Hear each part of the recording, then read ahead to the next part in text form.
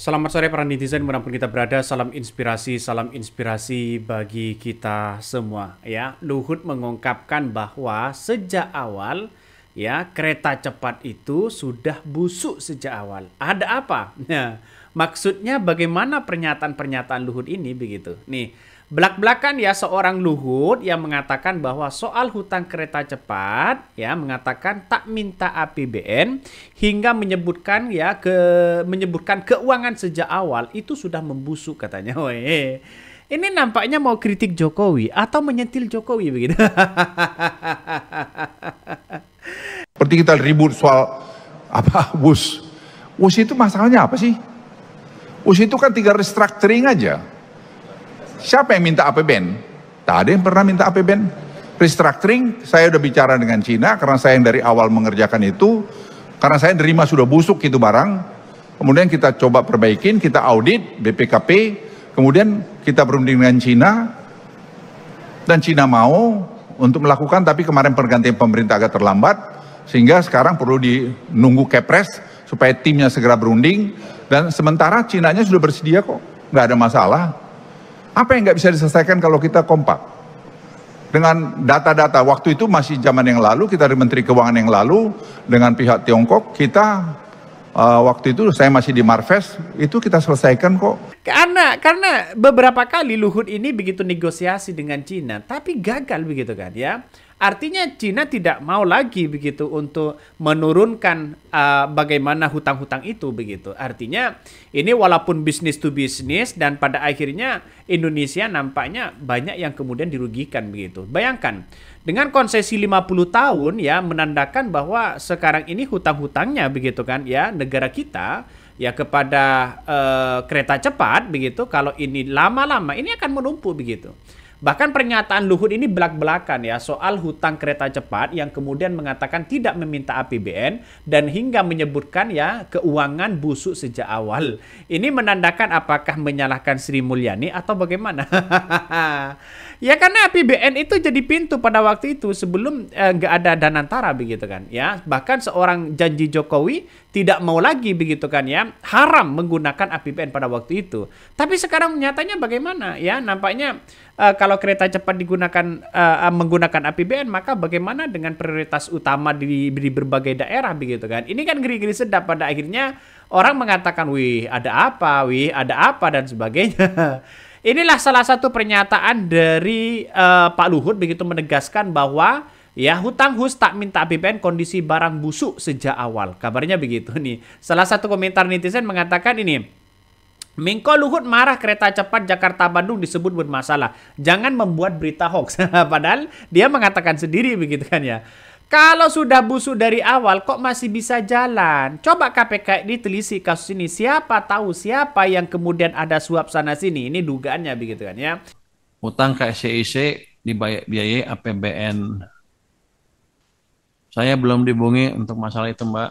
Nanti begitu ada saya di jumpa pers yang mingguan deh saya kasih tahu update-nya seperti apa. Yang jelas sekarang saya belum dihubungin tentang masalah itu. Tapi kalau ini kan kayak SCC di bawah Danantara kan ya. Kalau di bawah Danantara kan mereka udah punya manajemen sendiri, udah punya dividen sendiri yang rata-rata setahun bisa 80 triliun atau lebih. Harusnya mereka manage dari situ. Jangan ke kita lagi. Makanya investigasi itu sangat penting ya. Walaupun Pak Luhut sudah menggandeng PPATK untuk menelusuri ini semua begitu kan ya. Hasilnya sampai sekarang masih nggak tahu hasilnya bagaimana. Tapi langkah Luhut pada waktu itu untuk menggandeng PPATK ini saya kira ini sudah benar. Tapi sekarang ini kenapa kok mengatakan bahwa sejak awal ini adalah busuk? Ada apa di balik ini semua? Publik kan bertanya-tanya pada akhirnya begitu. Makanya Ketua Ekonomi DEN ya Luhut Binsar Panjaitan ini menegaskan tidak ada yang meminta anggaran ya APBN. Nah nampaknya kita tahu bahwa kalau tidak minta APBN lantas bayar hutangnya gimana begitu. Nampaknya Jokowi Luhut ya bisa saja ini pecah kongsi. Ya akibat dulu begitu karena ini ambisi dari seorang Jokowi begitu, bukan ambisi dari Luhut. Kalau saya baca begitu kan ya, karena ini sudah Luhut itu menjadi menteri investasi bidang kemaritiman begitu. Saya kira mau tidak mau perintah dari seorang Jokowi itu harus dilakukan begitu. Makanya ini tidak ada pilihan lagi begitu selain keluar Kapres yang kemudian mungkin ya Danantara dengan APBN ini akan patungan atau bagaimana begitu. Makanya Luhut dia mengatakan bahwa berbicara dengan pihak Cina bahwa ada negosiasi ya soal keberlanjutan pembayaran hutang kereta cepat. Dari hasil pembicaraan diketahui bahwa Cina setuju dengan Indonesia melakukan ya restrukturisasi begitu kan ya secara ulang begitu. Tapi nampaknya Cina tidak mau apa namanya rugi begitu kan ya, maunya dia untung terus begitu. Bahkan Luhut mengungkapkan bahwa keuangan proyek kereta cepat sudah busuk sejak awal. Ini nampaknya ini gimana begitu? Apakah ini mengkritik era Jokowi atau bagaimana? Nah, dari penjelasan itu, Luhut mengungkapkan bahwa kondisi keuangan proyek kereta cepat yang sudah buruk sejak awal, oleh karenanya proses audit dan perbaikan kinerja keuangan itu sudah dilakukan dan dengan melibatkan Badan Pengawasan Keuangan dan Pembangunan atau BPKP ya, sudah diaudit sama sana sini begitu. Nah, dan sekarang ya kalau Prabowo ini melakukan kapresnya, maka kemudian apa tujuan dari Kapres itu? Apakah ini nanti tujuannya ke Danantara atau APBN? Yang jelas masyarakat diambang kebingungan lagi ini begitu ya. Makanya Luhut menyampaikan Presiden Prabowo Subianto ini akan menerbitkan Kapres untuk menyelesaikan persoalan-persoalan hutang KCIC itu begitu kan. Walaupun secara tidak langsung hutangnya begitu luar biasa banyak ya yang menumpuk setiap tahunnya dan pada akhirnya ada kerugian-kerugian besar begitu kan. Apa yang terjadi? Wallahu a'lam.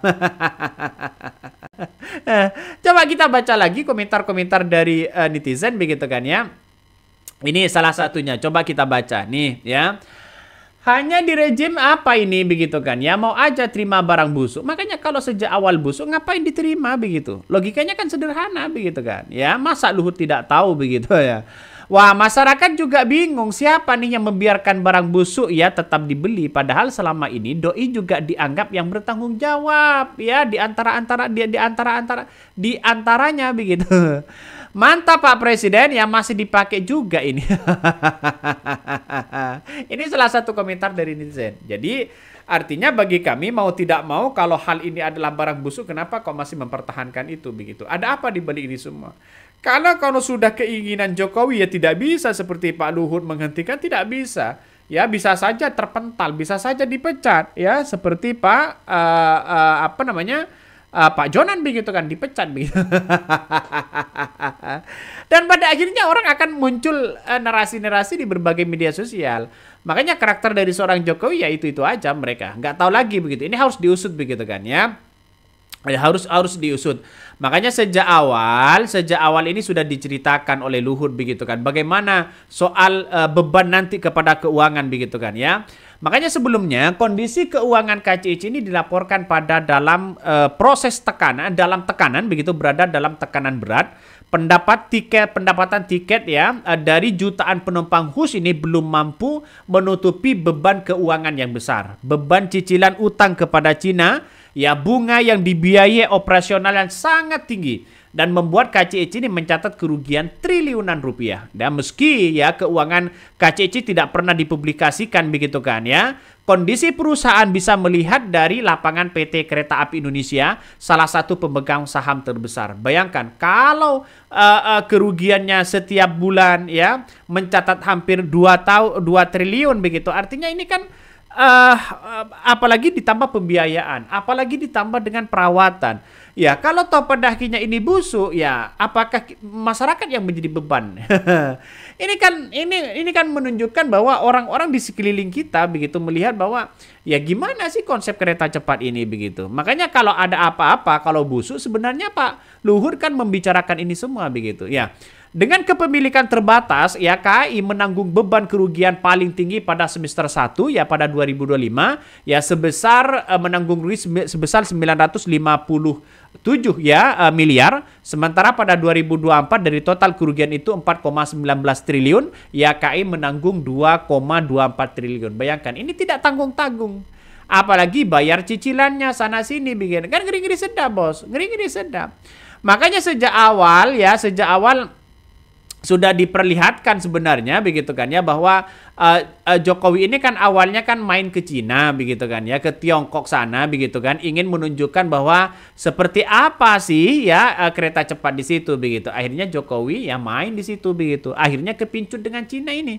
Padahal sejak awal Jepang begitu kan ya, sejak Pak SBY sudah melakukan proposal tapi ditolak pada waktu itu begitu. Kalau nggak salah ya, kalau nggak salah ditolak pada waktu itu begitu. Akhirnya apa? Akhirnya pada 2012 ya, Jepang melalui Jepang International Cooperation Agency atau JICA itu menginisiasi ya proyek ini dengan studi yang komprehensif. Nah, pasca pemerintahan berganti, maka Presiden Jokowi ditawari lagi begitu dari Jepang, ya dari Jepang dengan suku bunga 0,1%. 0,1% inilah yang kemudian ditolak begitu kan, lalu kemudian beralih ke Cina yang sangat tinggi bunganya 2,2% begitu kan.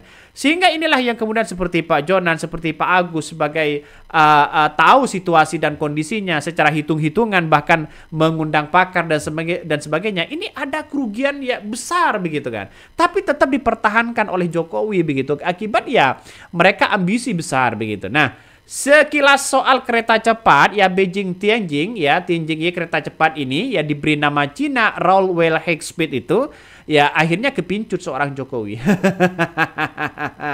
Jokowi kepincut ya, nggak tahu lagi ini maksudnya dengan situasi dan kondisi sekarang begitu kan, dari era Jokowi dengan Pak SBY begitu, maka orang akan memperbandingkan itu begitu. Ini salah satu sejarah panjang kereta cepat khusus ya digagas era SBY dan diresmikan oleh Jokowi ya. Kalau kita tahu ini kereta cepat Jakarta-Bandung KCJB telah diresmikan oleh Presiden Joko Widodo ya pada 2 Oktober 2023 di Stasiun Halim Jakarta ya. KCJB ini diklaim bahwa yang menjadi kereta tercepat se-Asia Tenggara dengan kecepatan 350 km. Ya, peresmian tersebut dilakukan usai proyek kerja PT Kereta Cepat Indonesia Cina KCC tersebut telah mengantongi izin operasi. Nah, ya walaupun di era Pak SBY sebenarnya begitu kan ya, di era Pak SBY sebenarnya ini sudah ada proposal begitu kan dari Jepang begitu ya. Tapi melalui JICA tadi begitu mungkin ya Pak SBY akan ingin berlanjut dengan Jepang, seandainya Pak SBY boleh memimpin lagi begitu, mungkin akan mengambil Jepang begitu kan. Dengan ekspektasi ya pendanaan rute Jakarta Surabaya sempat mencapai 100 triliun. Sementara perkiraan menilai awal proyek rute Jakarta Bandung sepanjang 100 km itu mencapai 67 triliun. Tapi pada akhirnya sekarang dengan hutang-hutang yang kemudian dilakukan begitu kan oleh kereta cepat ini yang menanggung beban 116 triliun. Ini ngeri-ngeri sedap, Bos. Jadi walaupun kenapa seorang Jokowi tidak mengambil yang suku bunganya yang sangat rendah dibandingkan dengan Cina begitu, nggak tahu lagi, mungkin kalah lobby-lobby begitu ya. Coba kita baca ya. 2017 ya PT KCC menyepakati pembiayaan prasarana dan sarana bersama China Development ya Bank di Beijing. Cina penandatanganan ya kesepakatan tersebut. 2018 ya pengerjaan proyek kereta cepat Jakarta Bandung semakin dikebut ya pada 2018. Hal itu ditandai dengan penandatangan kontrak kerjasama dengan Cars Dardala ya Joint Operational selaku pengawas konstruksi ya. Selain itu juga terdapat perjanjian pemanfaatan lahan stasiun Halim dan Trust KCJB. 2019 Jokowi menunjukkan Kementerian Koordinator Bidang Kemaritiman Investasi ya satuan yaitu Luhut kalau nggak salah begitu kan ya, sehingga proses pembebasan lahan di sepanjang jalur KCJB berjalan masif dan lancar. Nah, 2020 begitu ya progres ya pembangunan kereta cepat Jakarta Bandung diklaim mencapai 67,7%. Ya PT KCJB juga menyebutkan transisi ya sepur kilat itu memasuki tahap persiapan. Nah, 2021 baru pemerintah Indonesia itu menggenjot pengerjaan proyek kereta cepat ya yang canggih itu. Artinya apa? Artinya ini seolah-olah dikebut, pembangunan begitu kan ya. Dan pada akhirnya ini kan menjadi beban juga kepada masyarakat. Kalau dianggap ini adalah buruk, dianggap busuk dan semuanya, ngapain masih mempertahankan itu begitu?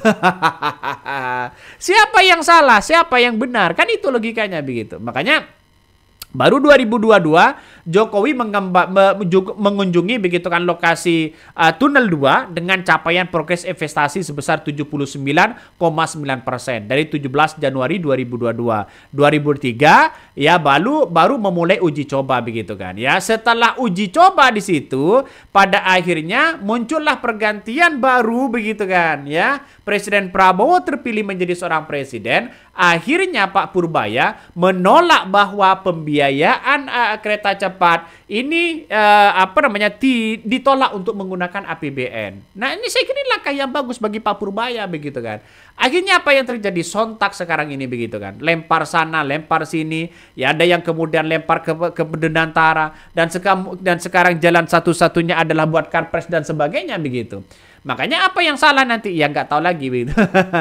Tapi yang jelas katanya begitu kata Pak Purbaya ini ditolak. Ya ini uang rakyat. Kalau ini dipusatkan kepada infrastruktur seperti kereta cepat, maka yang kemudian yang rugi itu adalah masyarakat. Yang bayar pajak semuanya tidak menikmati hasilnya atau apa begitu kan ya. Apalagi kereta cepat ini disubsidi, bos.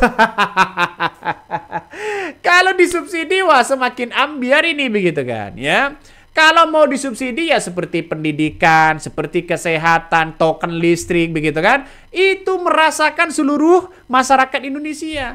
Tapi kalau masih mensubsidi kereta cepat, yang menikmati itu subsidi itu orang-orang itu aja begitu.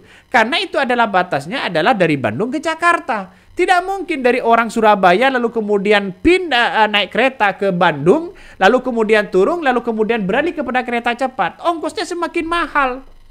Makanya nggak tahu lagi kalau Jakarta akan dibangun, Jakarta Surabaya akan dibangun, wah nambah beban lagi nih bro. Satu, nambah beban hutang.